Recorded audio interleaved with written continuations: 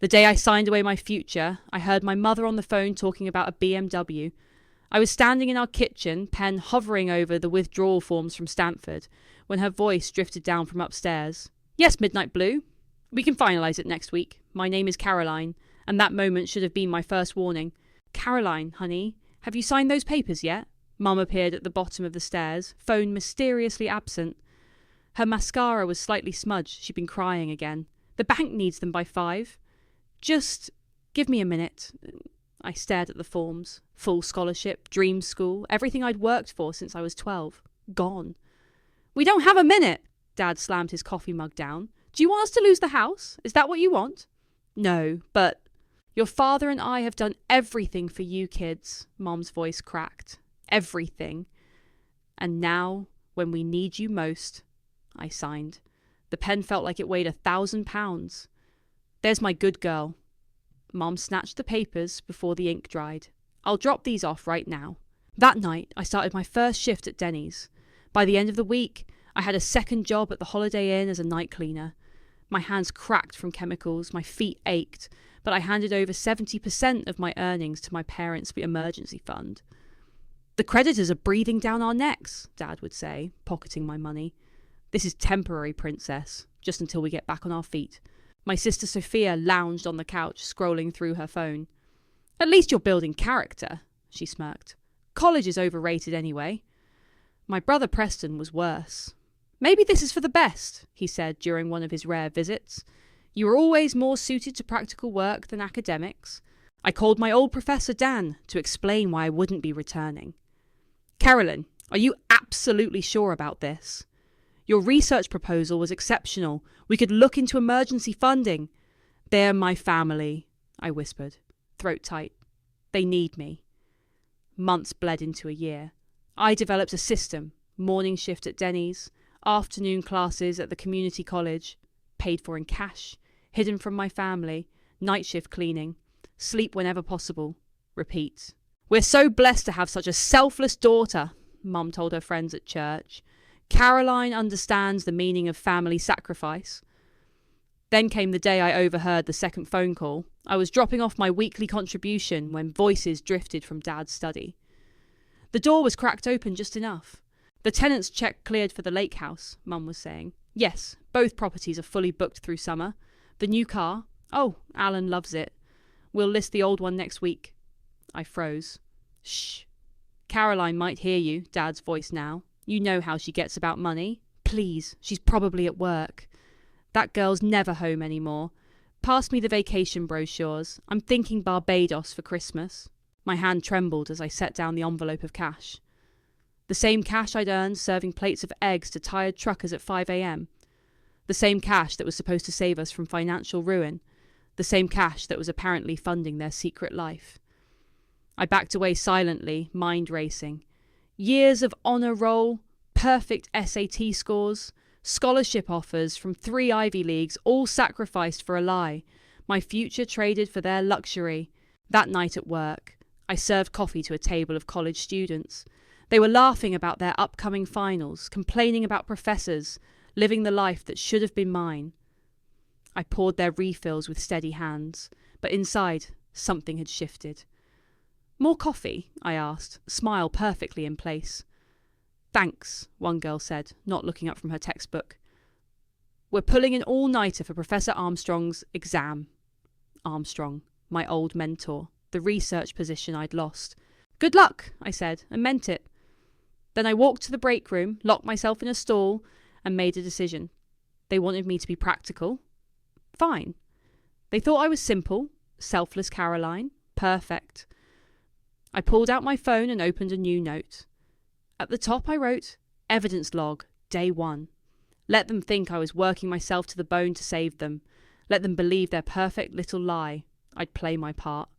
The dutiful daughter, the sacrificial lamb, the family saviour. But I was done being naive. Caroline! My manager's voice cut through my thoughts. Table 12 needs you. Coming! I called back, wiping my face. I straightened my apron, checked my smile in the mirror, and walked out. The game was on.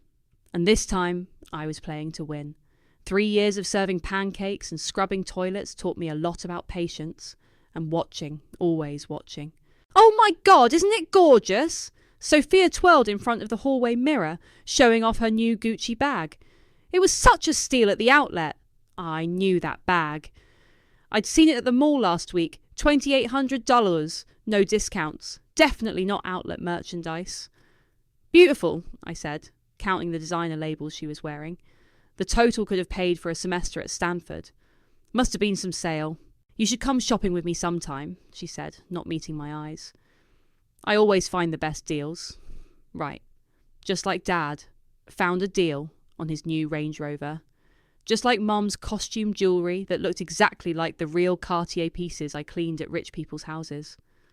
My phone buzzed, Jocelyn asking if I was free for coffee.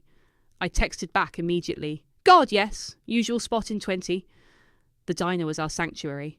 Away from my family's web of lies, I could breathe. You look like hell, Jocelyn said as I slid into our booth. Double shift again? Triple. I grabbed her coffee and took a swig. But that's not why I'm mad. Show her, Joss. Jocelyn pulled out her phone. Your sister's Instagram. Posted 2 hours ago. There was Sophia, poolside at some resort. Caption. Just a little weekend getaway. My blessed embêtant family time. Funny, I said, considering Mom told me they were visiting sick Aunt Martha this weekend. Aunt Martha died 6 years ago. Exactly. The waitress brought my usual order. I'd worked here long enough that they still gave me the employee discount. As I picked at my fries, Jocelyn leaned forward. You can't keep doing this to yourself, Carl. You need to confront them. I tried. Last month, remember? I had. After finding a bank statement in the trash showing Mom's account flush with cash, I'd attempted a casual conversation. Hey, Mom, since things are looking better financially, maybe I could cut back on my contribution. Go back to school part-time? She'd burst into tears. Dad appeared from nowhere, face thunderous. After everything we've done for you, he'd said, this is how you repay us, by abandoning your family. Preston had called that night to talk sense into me. Look, little sister, he'd said, voice dripping condescension. Some people are meant for academia, and some people, well, you're good with people. Stick to what you know. Your brother's right, Mum had added. You're so good at taking care of us. Now, in the diner, Jocelyn's face darkened as I recounted the conversation. They're gaslighting you. You know that, right? Yeah. I pulled out my phone, opened my evidence log. That's why I've been keeping track. She scrolled through my notes. Dates, purchases, overhead conversations, bank statements I'd photographed. Her eyes widened. Caroline, this is serious. Some of this looks like fraud. It gets better. I showed her the photo I'd taken yesterday. Mail address to I. Erickson Holdings LLC. Holy shit. Yeah. My minimum wage contributions didn't go to saving our house. They went to building Mum's real estate empire. The bell above the diner door chimed. Preston walked in, spotted us, and headed over. I quickly pocketed my phone. Well, if it isn't my hard-working sister, he said, sliding uninvited into our booth. Still serving up those grand slams? Still gambling on crypto, I shot back sweetly. His smile tightened. Actually, I'm glad I ran into you. I've got this investment opportunity. No? You haven't even heard. Still no? He leaned forward, dropping his voice. Look, I just need a small loan. 10 grand max. I'll pay you back double in 3 months. I stirred my coffee slowly. Funny how you assume I have 10 grand lying around. Please. You live rent-free, have no expenses. You must have savings. Jocelyn made a choking sound. I kicked her under the table. Sorry, Preston. All my money goes to helping Mum and Dad. You know, family first? He left in a huff. As the door slammed behind him, Jocelyn grabbed my arm. That's it. I'm calling my cousin Noah. He's a lawyer, specialises in financial fraud. You need to talk to him. I can't afford a lawyer. Trust me, she said, already dialing. You can't afford not to. I watched Preston's BMW pull away from the curb, the same model Mom had been discussing the day I dropped out. My evidence log suddenly felt heavier in my pocket. Okay, I said. Set it up. 3 years of watching, waiting, and gathering proof. Maybe it was finally time to do something with it. Noah's office smelled like leather and success. He reviewed my evidence log in silence, occasionally making notes. Each page turn felt like a countdown. "Well," he said finally, "your family's been busy." "Is it enough?" I asked. "To do something about it?" "Oh, it's enough to do several somethings." He tapped his pen against the desk. "But before we discuss legal options, help me understand. What's your goal here?" I thought about Mum's tears, Dad's manipulation, Preston's smugness, Sophia's lies. "I want everything they took from me. And then some," he smiled. "Now that's something I can work with, but first you need to build yourself up, make money, legally, quietly, create a safety net they can't touch." "How? I barely have time to sleep between jobs." "Start small. What skills do you have?" I laughed bitterly. "I can make a mean omelette." "No." He pulled up my old academic records. "You were a computer science major. Dean's List. Perfect GPA before the withdrawal. That was 3 years ago. Knowledge doesn't expire." He opened his laptop. "Look at this." He showed me freelance websites, coding forums, financial technology platforms. "Start here. Build profiles under a business name, not your own. Take small projects. Learn as you go." That night, after my cleaning shift, I created my first profile, Phoenix Financial Solutions. By sunrise, I had my first client, a small business needing help with their payment processing system. I worked during my breaks between shifts after midnight. Coffee became my best friend. Within months, I had regular clients, small ones, but they paid better than Denny's. "You look tired, honey," Mum said during our mandatory Sunday dinner. "Maybe you should cut back on work." "Bills don't pay themselves," I replied, watching her twist her new tennis bracelet. "Speaking of success," she chirped, "Sophia has amazing news." "Tell them, sweetheart." Sophia preened. "I've been promoted to senior brand ambassador." I knew that was code for still unemployed but spending Mum's money, but I smiled and clapped like expected. Later that night, I added another entry to my evidence log, photos of Sophia's credit card statements showing Mum's account as the primary payer. My side business grew. I hired remote developers, expanded services. Every cent of profit went back into the company or into secret accounts Noah helped me set up. "You're a natural at this," Jocelyn said, watching me code during my lunch break. "How much are you making now?" "Enough to quit Denny's." "You should! Tell your family you got a receptionist job or something." I considered it. The timing felt right. I was earning more in a day of consulting than a month of waitressing. That weekend, I broke the news over dinner. "Quit?" Mum's fork clattered. "But what about our arrangement?" "I'll still contribute," I said quickly. "The new job pays better." "Where is it?" Preston demanded. "Downtown. Administrative work." The lie came easily. "Nothing exciting." "Well," Dad's voice was cold, "I suppose it's better than serving tables forever." I kept my face neutral, but inside I was smiling. My company had just landed a contract worth more than his annual salary. Months passed. I built my empire in silence while they built their lies. Mum bought another rental property.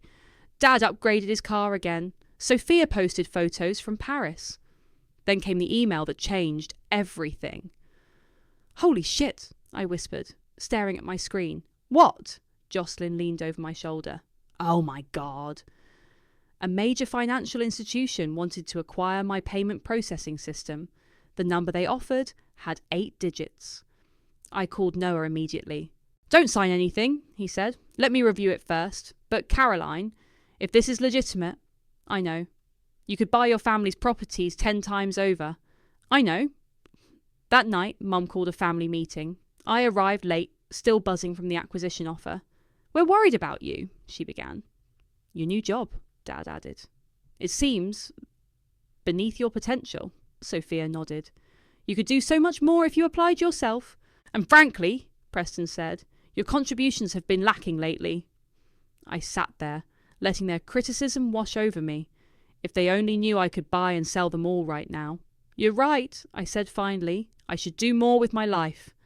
"Exactly," Mum beamed. "We just want what's best for you." I thought about the acquisition offer, about my evidence log, about Noah's carefully crafted legal strategy. "Actually," I said, standing up, "I have some ideas about that. Why don't we all meet next weekend? I have something to share with the whole family. A surprise? Sophia perked up. What kind? I smiled. The kind that changes everything. You need to be absolutely certain about this, Noah said, spreading documents across his desk. Once we start, there's no going back. I picked up the first folder. Property records showing my name as co-signer on 3 mortgages. My signature had been forged. I never signed these. I know. Noah's expression was grim. That's felony fraud. Your mother's LLC used your credit to secure these properties while you were working minimum wage jobs. The second folder contained bank statements. Hundreds of thousands of dollars had moved through accounts in my name. Accounts I'd never known existed. They used my identity for everything, didn't they? Pretty much. He leaned back. The good news? This makes our case stronger. The bad news? Your family's looking at serious prison time. My phone buzzed. A text from Mum. Don't forget dinner tonight. Big announcement from Preston. Speaking of family, I said, I should go. Wouldn't want to miss another performance. The house was full when I arrived. Extended family, family friends, even some neighbours. Preston stood in the centre, practically glowing. Everyone, he clinked his glass. I'm excited to announce my new venture capital firm. We're already managing several million in assets.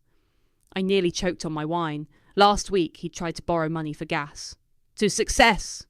Dad raised his glass. Finally, a real entrepreneur in the family. Mum wiped away tears. We always knew you'd do great things.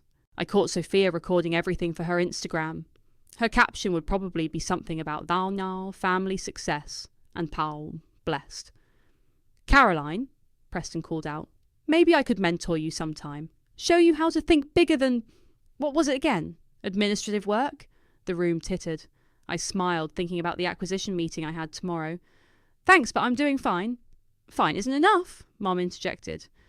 Preston, tell her about your entry-level positions. Actually, I said, checking my phone, I should head out.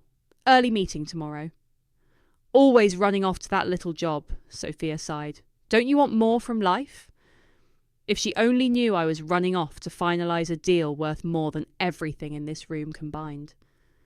Later that night, Jocelyn and I sat in my new apartment, the one my family didn't know about. Look what I found, she said, pulling up a social media post. Preston's venture capital firm is registered to Mum's home address. Add it to the evidence log. I was reviewing the acquisition paperwork. Noah says we're almost ready. For the big reveal? For everything! I showed her the latest numbers. The acquisition goes through next week, then we move on their properties. They won't know what hit them. My phone buzzed again. An email from an unknown address.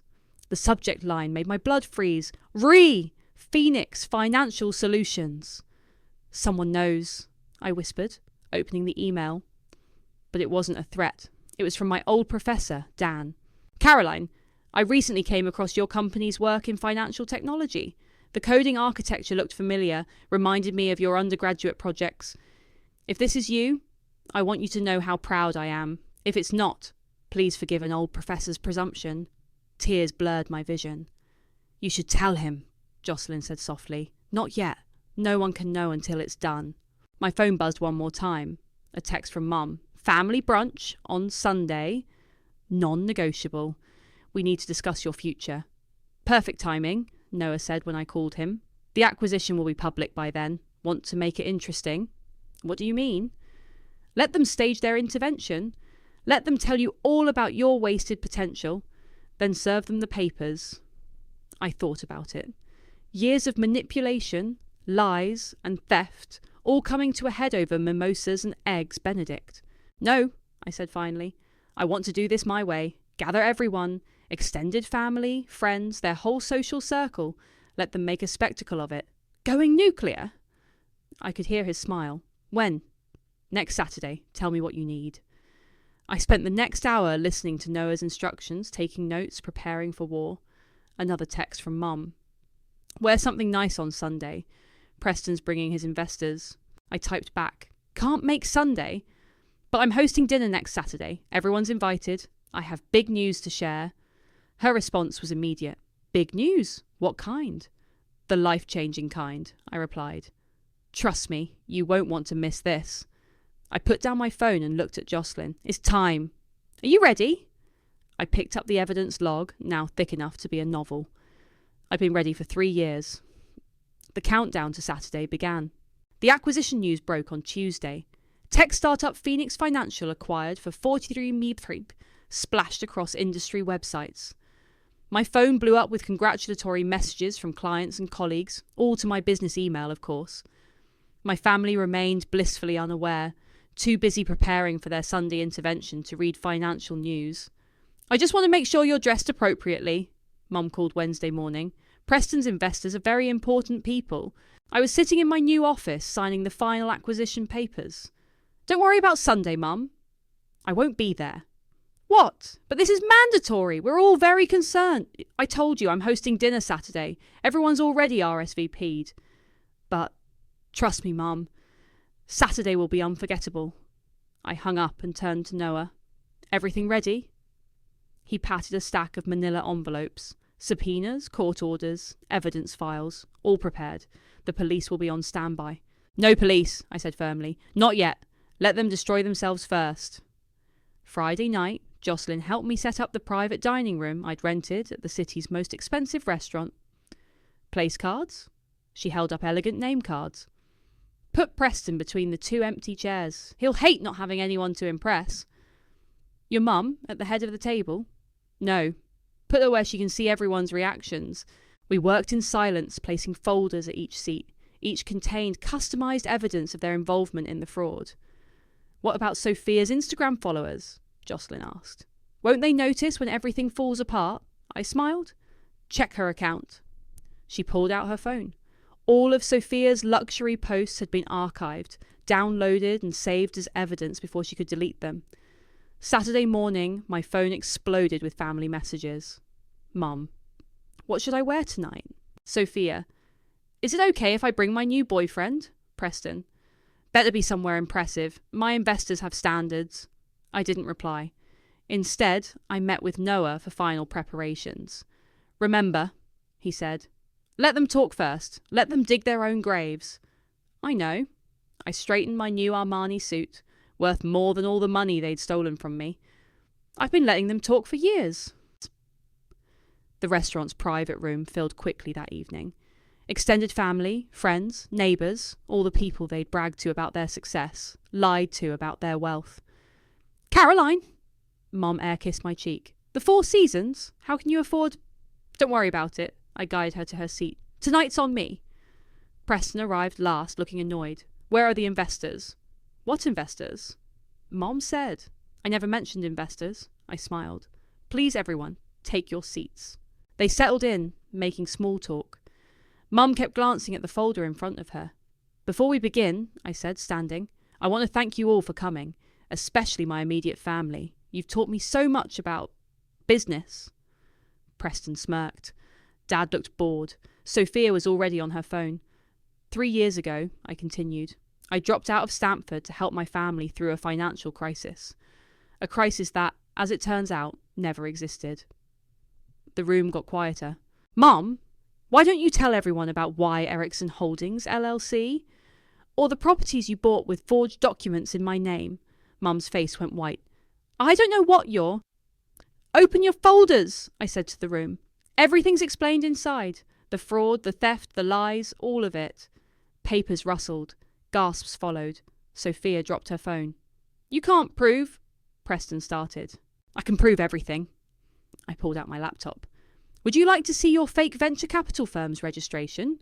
Or should we discuss the investors you claim to have? Dad stood up, face red. Now listen here. No, you listen. My voice could have frozen hell. For years you stole from me, used me, mocked me, all while living off my sacrifice. We're your family, Mum whispered. You're criminals, I corrected. And tomorrow, everyone will know it. You wouldn't, Sophia breathed. You'll destroy us. I thought about my lost scholarship, my shattered dreams, my cracked, bleeding hands from cleaning rich people's toilets. Actually, I said, you destroyed yourselves. I'm just turning on the lights. Preston lunged for the folder. Noah stepped forward. I wouldn't, he said quietly. Those are copies. The originals are safe with law enforcement. The room erupted in chaos. Mom crying, Dad threatening, relatives whispering. Through it all, I remained standing, calm and cold as winter. "Dinner's cancelled," I announced.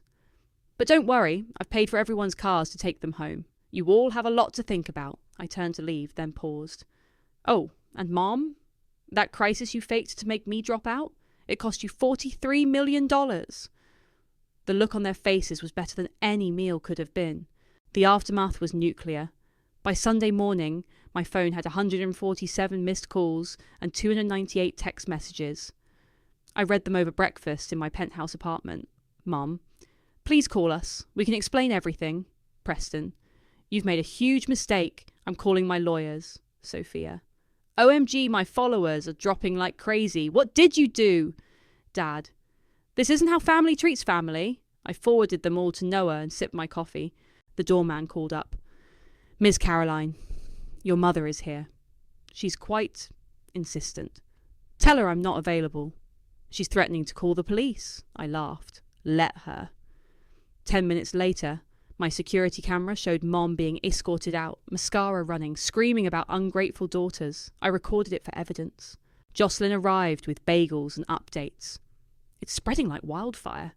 Their church friends are sharing screenshots of the evidence.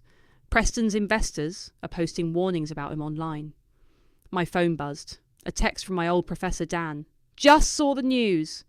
Your coding wasn't the only impressive thing about Phoenix Financial. Dinner soon." "Look at this," Jocelyn said, pulling up Sophia's Instagram. Her latest post was a tearful video. "My followers deserve the truth," she sniffled. "Yes, my parents helped me with money, but Caroline's accusations are completely false. We're victims of her jealousy." Noah called, interrupting the pity party. "They're trying to move assets. Your mother's at the bank right now. Good thing we froze everything yesterday. Preston's threatening to sue for defamation." "With what money?" "Your father's trying to access your old accounts. Let me guess, the ones they opened in my name. Already locked down." He paused. "Be careful, though. Cornered animals are dangerous." As if on cue, my intercom buzzed again. This time it was Preston with Dad. "Your brother claims he has documentation proving his ownership of Phoenix Financial," the doorman said. I pressed the camera feed button. "Show me these documents, Preston." He waved some papers. "You used my investment advice, my connections. I'm entitled to..." "You mean the advice you gave me at Denny's when you tried to borrow 10 grand? I helped build this company." "Funny. I have 3 years of security footage showing me building it alone. Want to see?" They left, but not before Dad shouted, "You're breaking your mother's heart." I thought about my broken dreams, my stolen years, my forged signatures. The media started calling. Local news first, then national. "Tech prodigy exposes family fraud ring" became the headline of the day. Around noon, Sophia tried a different approach. She showed up crying. "Please," she begged through the intercom. "They're going to arrest Mum. You can't let that happen." "Why not? She committed fraud." "But she did it for us, for the family." "No, she did it for herself. The same way she made me drop out for herself." "You could have said no." "Could I? When she cried about losing the house? When Dad talked about bankruptcy? When you all called me selfish for hesitating?" Silence. "How much did your Paris trip cost, Sophia? The one you took the month after I started cleaning toilets?" She left without answering. By evening, their desperation peaked. Mum sent a group text. "Family emergency meeting. Now. Your attendance is non-negotiable." I replied with a screenshot of her LLC documents. Preston tried email. "I'm prepared to offer you a deal. 50-50 partnership." I forwarded him the video of his loan request at Denny's. Dad left a voicemail. "Princess, whatever they're paying you, we can match it. Just stop this madness." I sent him photos of his hidden accounts. Around midnight, Noah called again. "They're planning something. Your mother's been calling lawyers all day." "Let them try. We have everything documented." "Still, watch your back." I walked to my window, looking out at the city lights. Somewhere down there, my family was panicking, scrambling, trying to save their fake empire. My phone buzzed one last time. A text from Mum. "I raised you better than this." I thought about the scared 19-year-old girl signing away her future, about the waitress working triple shifts. About the secret coder building her escape piece by piece. No, I typed back. You raised me exactly like this. You taught me about manipulation, lies, and power. Congratulations, Mom. I learned well. Then I turned off my phone, poured a glass of wine, and watched the city sparkle. Tomorrow would bring lawyers, accusations, and more drama.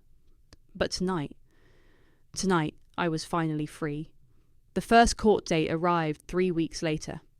I sat with Noah, watching my family file in with their lawyers. Mum had aged years in weeks. Dad's hands shook. Preston's designer suit couldn't hide his desperation. Sophia wouldn't look at anyone. All rise, the bailiff called. The evidence was overwhelming. Bank records, forged documents, property deeds, years of systematic fraud, all laid bare under fluorescent lights. Your Honour, Mum's lawyer argued, this was a private family matter, a simple misunderstanding. A misunderstanding? Noah stood. We have video evidence of Mrs. Erickson explicitly discussing the fraud scheme. Would you like to see it? Mom crumpled in her seat. During the recess, Preston cornered me in the hallway. You think you're so smart, he hissed. But you're still that pathetic little waitress inside. Funny, I replied. I don't see you calling your investors for bail money. His face contorted. I'll destroy you. Mr. Preston, Noah's voice cut in, please step away from my client, unless you'd like to add witness intimidation to your charges. Back in the courtroom, Dad took the stand. We only wanted what was best for our children, he pleaded. Everything we did was for family, including forging your daughter's signature on multiple mortgages, the prosecutor asked. We meant to tell her. When? After you'd stolen her identity? After you'd destroyed her credit? After you'd forced her to drop out of Stanford? Sophia started crying. Again. The judge's ruling was decisive. Asset freezes, travel restrictions, criminal charges pending. You've ruined us, Mum sobbed as they left. Are you happy now? I didn't answer. Happiness had nothing to do with it. That evening I met Professor Dan for dinner. I followed the case, he said, studying me. Your coding wasn't the only impressive thing you built in secret. I had good teachers, I smiled. Speaking of which, I'm starting a scholarship fund for students who've had their education interrupted by family fraud. Full circle, he nodded. Though I hope you're finding some peace in all this. Before I could answer, my phone buzzed. A text from an unknown number showed a photo of my old Denny's uniform, covered in red paint. Remember your place? The message read. Preston, I sighed, showing Dan. He's not taking it well. Are you safe? I have security and evidence of every threat. Another buzz. Sophia had posted a new video. The truth about my sister's revenge. The comments were brutal, but not in the way she'd hoped. She destroyed her family over money, one commenter wrote. No, another replied. She exposed criminals who happened to be related to her. Jocelyn called as I was leaving the restaurant. Your mom's giving interviews, she said, playing the victim, saying you're mentally unstable from overwork. Send the recordings to Noah. Already done. But Caroline, are you okay? I thought about the question as my driver took me home. Was I okay? My family was facing criminal charges. Our dirty laundry was everywhere. Former friends were choosing sides. My phone buzzed again. Dad this time. Your mother's not eating. She could die from this stress. Is that what you want? The manipulation never stopped. At home, I found a thick envelope under my door. Inside was a handwritten letter from Mum, along with property deeds. Dearest Caroline, I'll sign over everything. The properties, the accounts, all of it. Just drop the charges. We're still family. We can fix this. All my love, Mum. I photographed the letter for evidence, then made myself tea. Another text arrived. A family photo from years ago. Christmas morning, all of us smiling. Mum had captioned it. Remember when you loved us? I did remember. I remembered everything. I remembered Mum's tears when I hesitated to drop out. Dad's anger when I questioned their stories. Preston's mockery of my jobs. Sophia's constant lies. I remembered serving pancakes at 5 a.m. while they vacationed in Paris. Cleaning houses while they bought new cars. Building my company in secret while they belittled my lack of ambition. The doorbell rang. A courier with another envelope. Final warning, Preston's note read. End this now, or we'll make sure everyone knows what you really are. I called Noah. Add it to the file, he said. The prosecutor will love this. They really don't get it, do they? People like them never do. They think money fixes everything because that's how they broke everything. I walked to my window, looking at the city lights. Somewhere out there, my family was plotting, threatening, still trying to manipulate their way out. But I wasn't that scared 19-year-old anymore. I wasn't their ATM, their scapegoat, or their victim. I was their karma.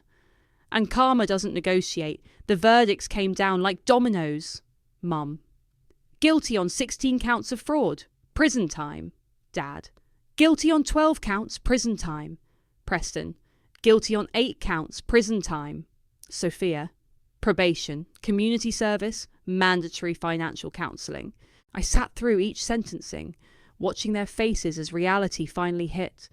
No more manipulation. No more lies. No more escape. The defendant may address the court, the judge said at Mum's sentencing. She turned to face me, tears streaming. I gave you everything. No, I replied, my voice carrying in the quiet courtroom. You took everything. There's a difference. As they led her away, Sophia grabbed my arm. What happens to us now? Where do we go? You go where people who commit fraud go. And then you build your life honestly, like I had to. But we're still family. Family doesn't steal from family. Outside the courthouse, reporters swarmed. Ms. Caroline, what's next for Phoenix Financial? The company's expanding, I said. We're launching a foundation to help victims of financial fraud rebuild their lives. Any comment on your family's sentencing? I thought about the scared girl signing withdrawal papers, about the waitress with bleeding hands, about the coder working through the night. Justice was served, I said simply. That evening, I visited Professor Dan's office at Stanford. The Caroline Erickson Scholarship, he read from the paperwork. Full ride for students affected by family fraud, very specific.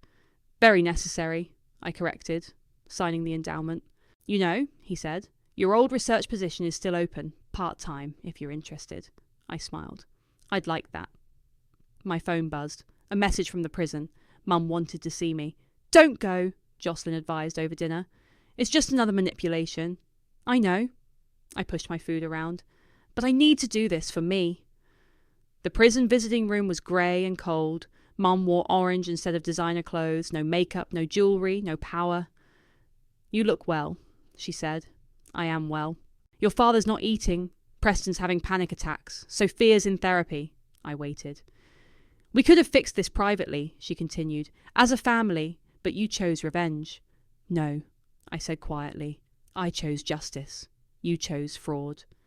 Everything I did was for you, not for me, never for me. She tried another angle. What will people think? Our reputation is exactly what it should be. True. I'm your mother. You're a convicted felon who stole my future. I stood up. And now you get to experience consequences just like I did. Caroline, please. Goodbye, Mum. Outside, the sun was setting. My phone buzzed with updates. Phoenix Financial's stock was up. The foundation had its first applications. Professor Dan had sent over research proposals. A final text came through from Sophia. I get it now. I'm sorry. Maybe she did. Maybe she didn't. Either way, it wasn't my problem anymore. Noah called as I drove home. Preston's lawyer is attempting an appeal. Let him try. Your mother's properties are being liquidated for restitution. Good. You okay? I thought about the question as I pulled into my building's garage. The doorman nodded respectfully. No family members had tried to break in today. My penthouse was quiet, peaceful. No guilt trips, no manipulation, no lies. On my desk sat the last family photo taken before college, before the fraud, before everything. We were smiling, but now I could see the calculation in Mum's eyes, the entitlement in Preston's smirk, the secrets behind Dad's grin. I opened my laptop, pulled up the Phoenix Financial homepage. Our latest project was launching, blockchain technology to prevent identity theft and financial fraud.